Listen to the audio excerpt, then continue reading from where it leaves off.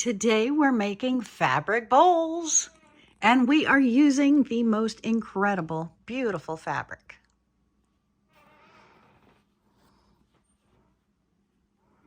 Soup bowl cozies, my friends, soup bowl cozies. Hi, and welcome back to Where Wendy Creates. Today I thought we would make these fabulous fabric bowls. They do have the four corners, easy for taking bowls in and out of the microwave, heating up your soup, heating up your leftovers. Just put your favorite bowl inside of here, pop it in the microwave. These are 100% microwavable safe, and you can cook them in the microwave for up to 8 minutes with your leftovers. Use these as handles. Never ever burn your fingers again. Absolutely wonderful idea. And my friends, do you ever have those evening cravings, those afternoon cravings for a nice, beautiful bowl of ice cream? Put your bowl inside, put your ice cream inside, your hands will never get cold. Absolutely perfect for snuggling on the couch, watching some evening television or your daytime soaps, and never burning your hands, having it comfortable in your lap and enjoying yourself. You can make them in any color as long as they're 100% cotton.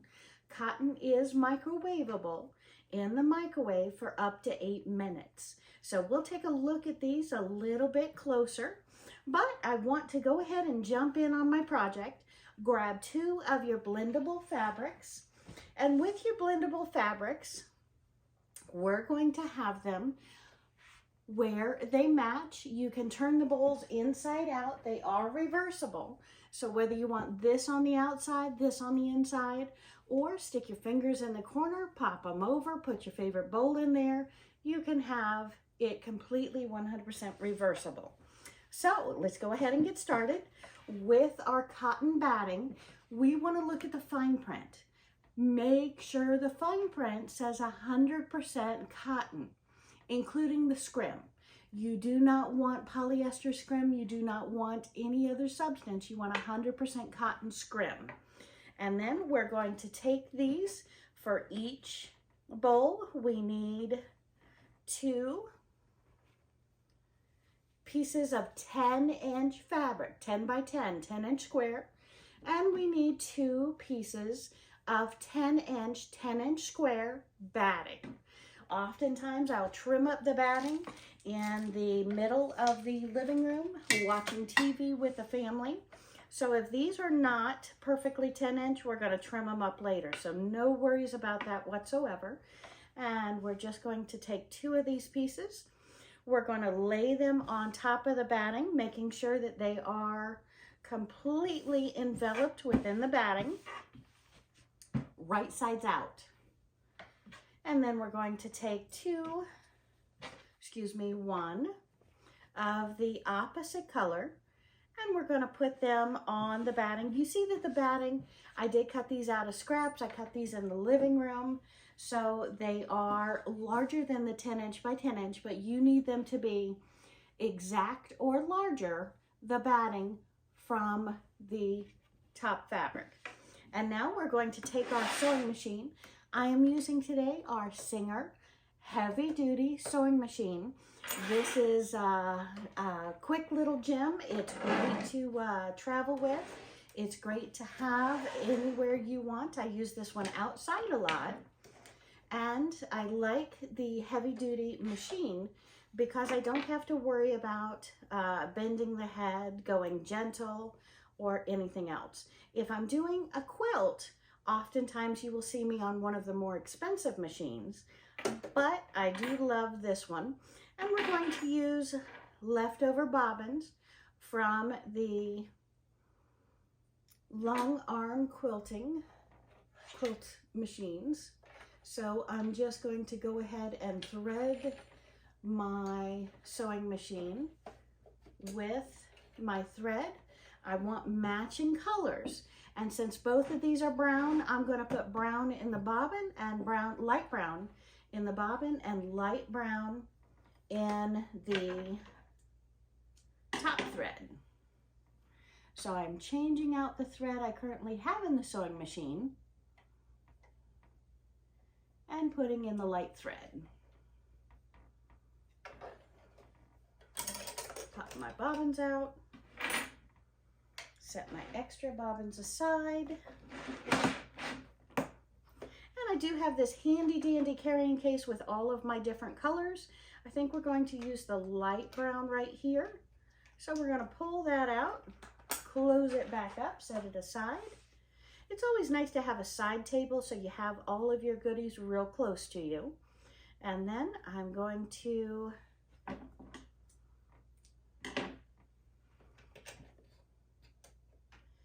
pop my bobbin thread in, and then we get to have some fun. So now we've already said it's a 10" by 10". You need the batting to be 10" by 10" or bigger. If it is larger, we are going to trim it once we sew it before we sew the two pieces together to make our bowl. So the easiest thing to do is making fabric bowls. Any age can do this. This is an excellent, excellent, excellent beginner tutorial. We're going to go one corner to the opposite corner, and then we're going to go one corner to the opposite corner. Likewise on our other piece, one corner to the other. We're going to sew a big X on this fabric. So let's go ahead and pop it under the sewing machine. We're just going to go one corner to the opposite corner. If you need a guide, you can do a guide. You can mark a line with a ruler to go corner to corner. I just kind of eyeball it up.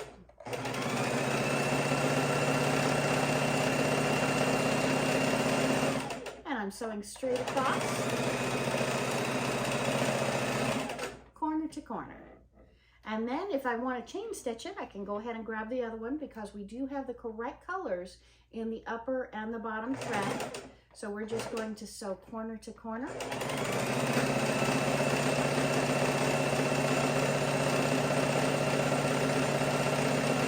And I just have my hands gently on this. My feed dogs are pulling it across the sewing machine. So my feed dogs are up. My fingers are just lightly guiding it to the opposite corner. Pull it out, trim our thread, pop these two apart, and then we're going to go the opposite corner to corner.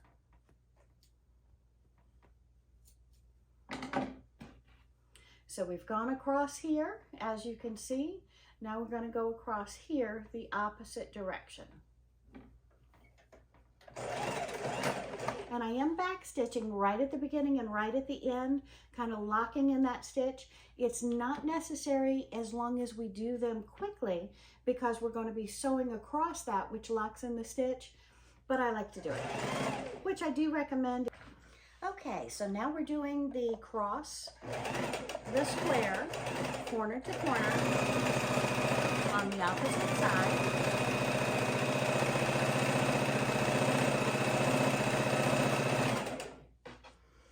And we're going to do both of them together, just corner to corner on the fabric, right sides up.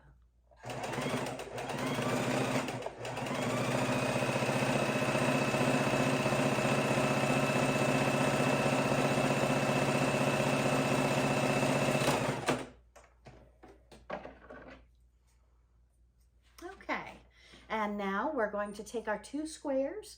We're going to trim closely to the fabric. So I'm going to trim the batting off all the way around all of the sides.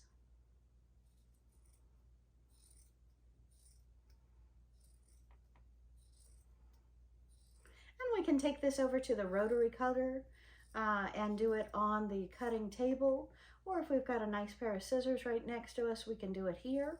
Whichever you prefer, you can do.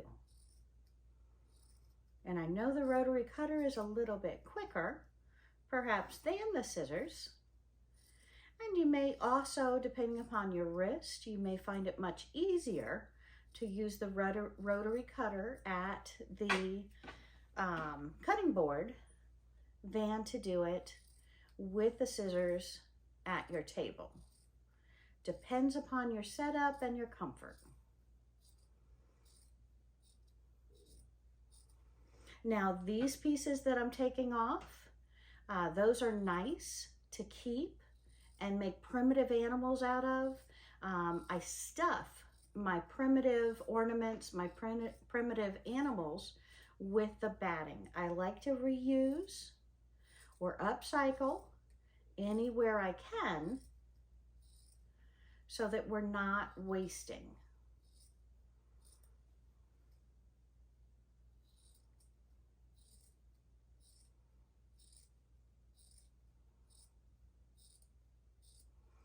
Okay, so now we've cut around all four corners. The batting goes into the pile for stuffing my primitives, and we have these two pieces. So I'm going to... Okay, my friends, now that we have it trimmed perfectly up to match our batting, we are going to go ahead and take each piece.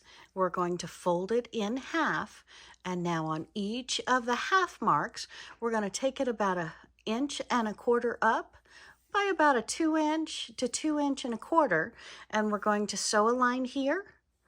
We're going to sew a line here. We're going to turn it, open it up, fold it in half the opposite direction. We're going to sew here, and we're going to sew here. So again, my friends, if you're doing this at home and you need the measurements, about 1 inch to 1.25 inches by 2 inches or 2.25 inches. You can mark them if you like. You can pin them if you like. I have done so many of these bowls, I just sew it because the approximate is okay. You do not have to have it exact. You do want them very similar, by the way, but they do not have to be the exact measurements. So I'm just going to take it under the sewing needle like so, and I am going to sew it. I'm going to take my second part of the bowl, fold it in half, and do the same.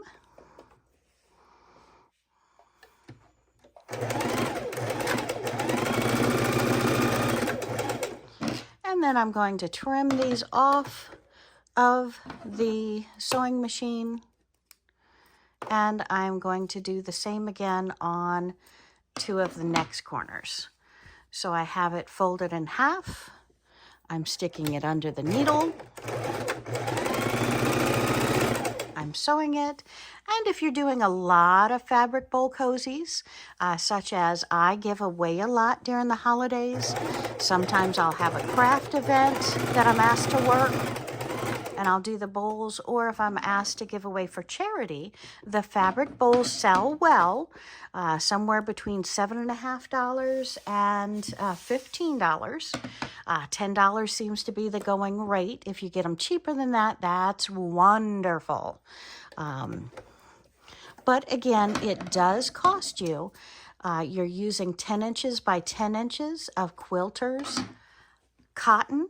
You're using 10 inches by 10 inches of the batting. So if you buy a package of batting that is not 60 by 60, you do have some waste in there. I usually buy the batting that is 60 by 60. And as you can see, I'm opening this up. We've done the 2 sides. I'm opening it up. I'm folding it the opposite. I'm matching my corners. I have my finger in here straightening out that fabric, because sometimes when you bend the fabric it wrinkles. I'm holding my finger right in there, making sure it's tight and straight. And then I'm sticking it up under the foot, lifting the foot, putting it right in there, and then I'm sewing it across. I get the 2 sides done. I'm pulling it out. We're trimming it and doing the next 2 corners. Now again, my friends, I tell you, it is costly to do these bowls. If you look at a fat quarter, what is your fat quarter? It's 18 inches by sometimes 40 if you're lucky, but usually, what am I saying? No, it's half a yard. So we're looking at 18 by 20. So you may be able to get two 10-inch squares out of that. But that other 8-inch has to go into another project. So you can't really do that with fabric bowls and make sense of the price, the cost. Again, I'm lining this up point to point, putting my finger in it and putting it across. So again, what is the best way to do this? And I unthreaded myself. The best way to make the fabric bowls and to have some value there is to do your numbers, do your math, get the odd size of fabric because you want the 10-inch by 10-inch with very little waste or another project in mind to do your, to use up your fabric without waste. And then you want to make a profit from your bowls. So some people say there's no profit if you sell them at $7 a piece. So that is something to consider when you're making these. Obviously, if you're gifting them, you're not looking at the price or the value as much. But if you're selling them, you definitely want to get your time out of it, your worth out of it. And I'm just rethreading my needle here, and then we'll take a look and see when I broke the thread and wasn't paying attention. So this one clearly did not sew, and this one clearly did not sew. Let's look at the other end. That's sewn well. Look at the other end. That's sewn well. So I must have just broke it on the corner here. So we're going to pop that back under the machine, put my finger in there to make sure it's straight, and sew it across.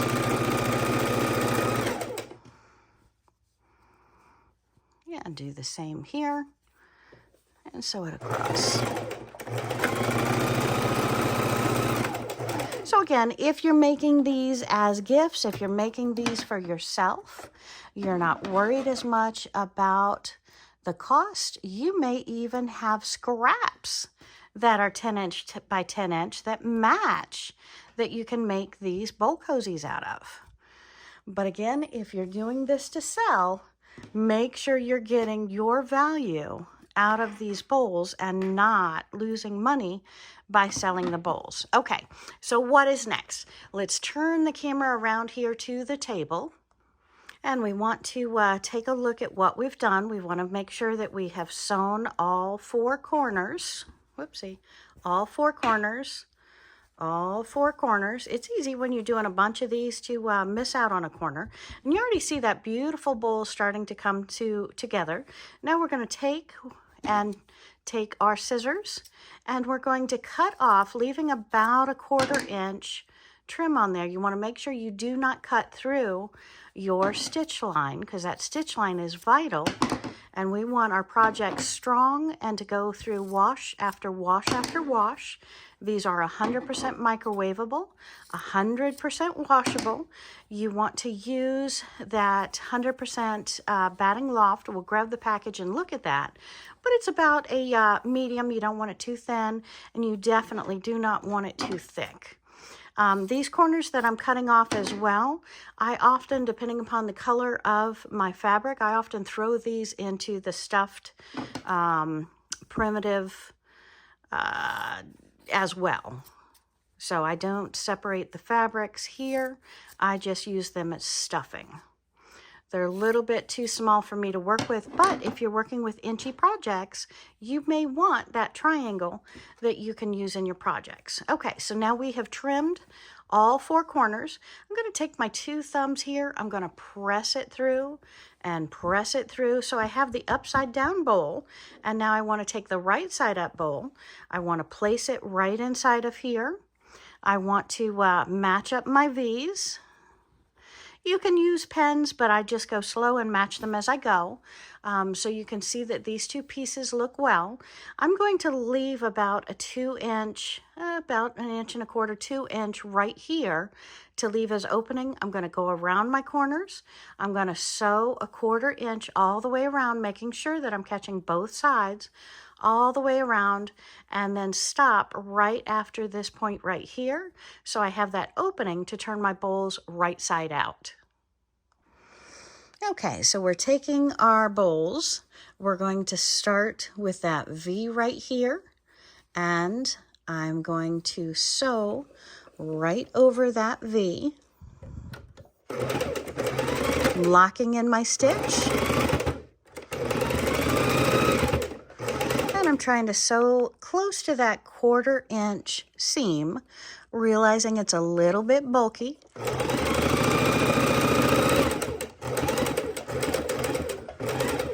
At my corner, I want to sew past and sew back, a stitch or two past, a stitch or two back, lock my needle in the down position. This is another project. If you have the ability on your sewing machine, needle down, my friends, needle down. And then we want to lift the foot, pivot, and then start on the next side. And you see, this is the part that I'm going to leave open to turn my project right side out. So let's go ahead and go around the bowl. And you will see I'm slightly off on my 1/4 inch, and that is okay. We want to keep that sides lined up. You see that I've got the bulk. Sometimes I've got to press the bulk in to get it a perfect lined up here. So do please, please, please hold your corners, manipulate your fabric to where you're right on track.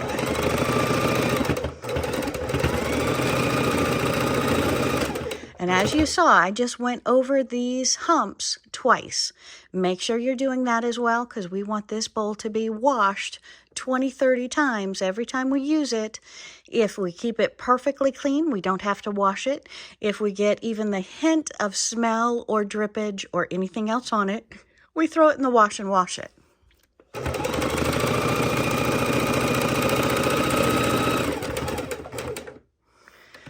Wendy, once you wash it, it doesn't look the same. Well, my friends, you still pop your fingers in the corners, and believe it or not, it still looks great. It still impresses your company, and it will hold up for, mine are going on a couple of years. I probably just changed out the ones that I had made maybe 8, 9 years ago that I use constantly. So again, my friends, the life of a dish towel is usually less than the life of these beautiful fabric bowls. Because we do at least once a week have leftover night in front of the boob tube. So these bowls get a workout. And my husband does most of the cooking. I do the quilting, he does the cooking. And he likes to make soup when we have company. And trust me, my friends, on the holidays, we have company. So he will make a pot of chili for when everybody arrives. Usually half the meals come with soup an hour before dinner or so. So I have about a dozen of these bowls in my, well, I have a special drawer upstairs with some of the pot holders. And I keep these bowls with the pot holders, and they come out, and I'm using 8 to 12 of these when we have company, because not everybody wants soup, but I always have to have enough of these bowls to where everybody can have one, because you cannot give to one what you can't give to everybody. So again, these bowls, Cozies, are used and abused at my house. And again, hold the corners right on the corners. You have the same size fabric on the top, the same size fabric on the bottom. So if you hold those corners, and be careful when you go around the corners, you should be just fine.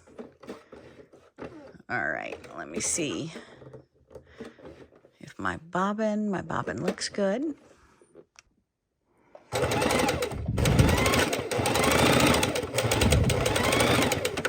Okay, we're coming up right on our opening here because I see my threads where I started. So I want to turn the corner and then stop within about a ½ inch, a good ½ inch from the corner. So I've gone past, I'm backing up, needle down, foot up, pivot, and then I'm only coming up about a ½ inch, back all the way to lock in my stitches. And I do that a couple of times because I'm going to pull and torque, and I'm going to pull and torque here to get my openings. So we're going to push the sewing machine away so I can see this. On each of my sides, I want to go around it. I want to make sure that I've caught everything beautifully. I want to turn it over. I want to look the whole distance, make sure everything is caught beautifully. That looks like I need to re-sew this here.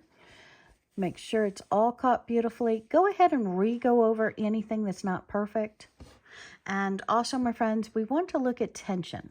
If you're used to just sewing two pieces of fabric, you may need to change your tension to go through the two battings plus the two fabrics, especially right here. What you're looking at is you're looking at those 4 layers plus another 2 plus another 2. You're looking at 8 layers right here that you're going over.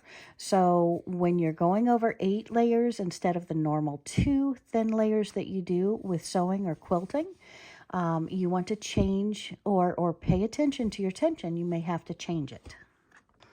Okay, now what we are going to do before we turn our bowl is go ahead and trim these corners. And when you're looking at tension on your sewing machine, if you're used to just sewing 2 layers, you have a lower tension. So if you're looking at sewing these 8 layers, you may want to turn it higher, just a little notch. And that way you're going to be better with your tension. So the thinner fabrics, the lower the tension, the more fabrics that you're using, or the heavier fabrics, the denims, you're going to use a higher tension. So now I have this. I'm going to open it up, put my fingers between the 2 right sides of the batting. I'm going to stick 1 finger in here, and I'm going to pull it all the way to the opposite corner. I'm going to take my, you saw me, I dubbed all of my corners. And then I'm going to take this corner, I'm going to put my finger to finger, so I have a finger inside, a finger outside. And we're going to push this 1 finger, holding onto the finger all the way through the opposite side. So we're going to pull these layers, and then I just take my hand, I swoop it up like that. I'm pulling everything right side out. And then we're going to stick our fingers in each of the 4 corners, and maybe the tips of my scissors in each of the 4 corners. I also didn't tell you, I usually do this project on about a 2 1/4 length of stitch. And I'm going to put my fingers in each of my corners. Find my other corner here, pop it out. And if I need just a little bit more straightening, like that one doesn't want to come out, take my scissors and I close them. I have a rounded tip on this, and I'm going to stick it inside, and I'm just going to gently push out each of my 4 corners. And that's just to get it to where I'm happy with my corners. And again, if you haven't daubed your corners, this is the time to go back in and daub off those corners before you turn it. Okay, and this last corner, get real close here, and we're going to pop that out. Okay, and we have our soup bowl cozy. Now all we need is to go around the top line, all the way around it, sealing this hole. So I want to stick my fingers in here, kind of work them to where I have the batting and the fabric together on each of the sides. And this is where I'm going to start my top stitching. And I'm going to go all the way around about a 1/4 inch. And that is going to give me a beautiful finish look on my soup bowl cozies. So we're going to stick this under here. Again, make sure your tension is a little bit higher than what you normally use for your quilt blocks or your clothing if you're just making a 2-layer clothing. There's that out a little further. And again, wiggle this until you have those lined up and you can feel the batting on both sides. Manipulate that a little bit.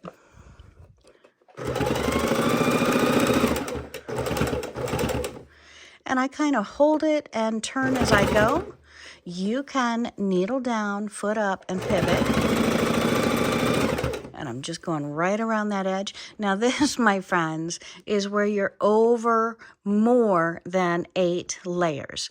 So that is why I recommend the heavy-duty sewing machine and going very slow to make your fabric bowls, because again, if I can get you back in here, you're going over many, many layers here. So go real slow around the corners.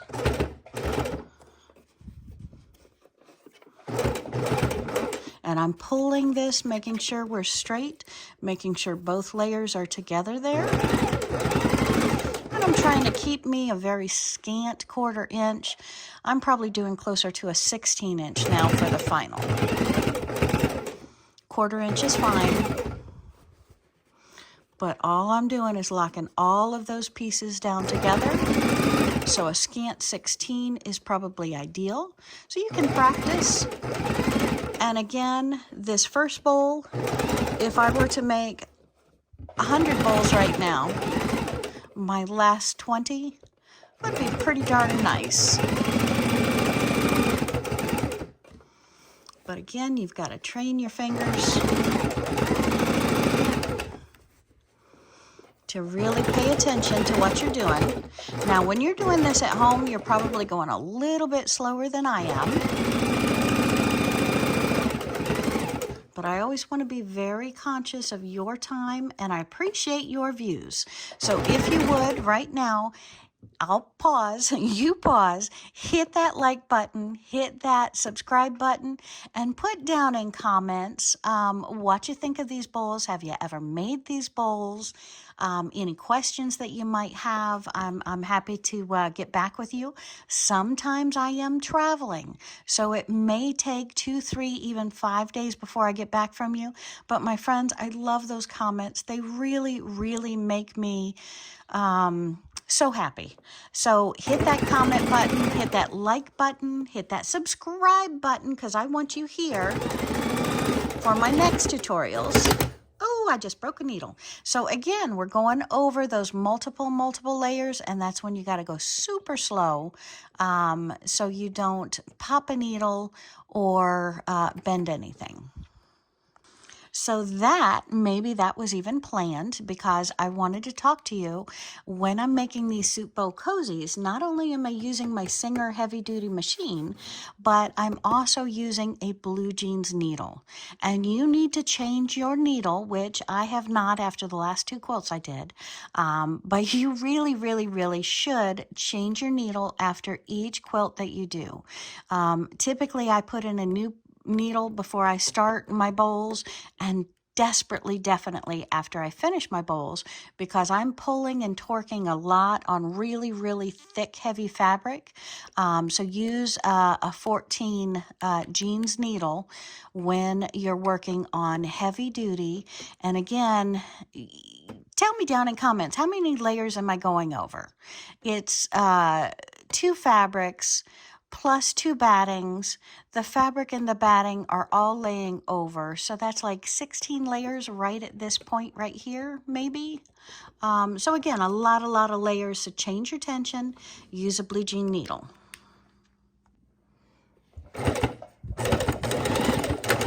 Okay, so we have a new needle in there. We're just going to go real slow. We're going to close up that last 1/2 inch.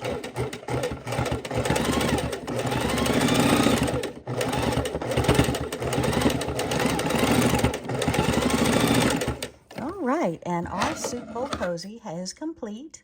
Now we just have to trim all of our threads off.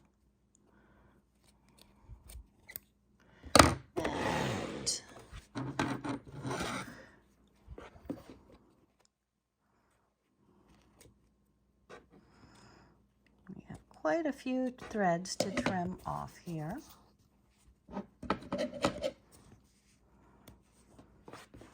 So I just love, these soup bowl cozies are probably the most used item besides my quilts that I have in my house. So they're really, really lovely to use. Most any size bowl fits right inside of here. They are 100% reversible. Just stick your fingers in those little holes. Take your fingers, just wiggle it out like that, and you have a beautiful soup bowl cozy. Again, keep these on it. A lot of soup bowl cozy patterns will bob off these to where they tug your bowl, to fit your bowl. These are handles. These go in and out of the microwave, so you are never burning your fingers. They are absolutely wonderful. Soup bowl cozies made out of 10-inch squares. I hope that you will make a bunch of these yourself. And thanks for joining me today. I am so excited to bring you these tutorials, and I cannot wait until the next edition. Have a great day.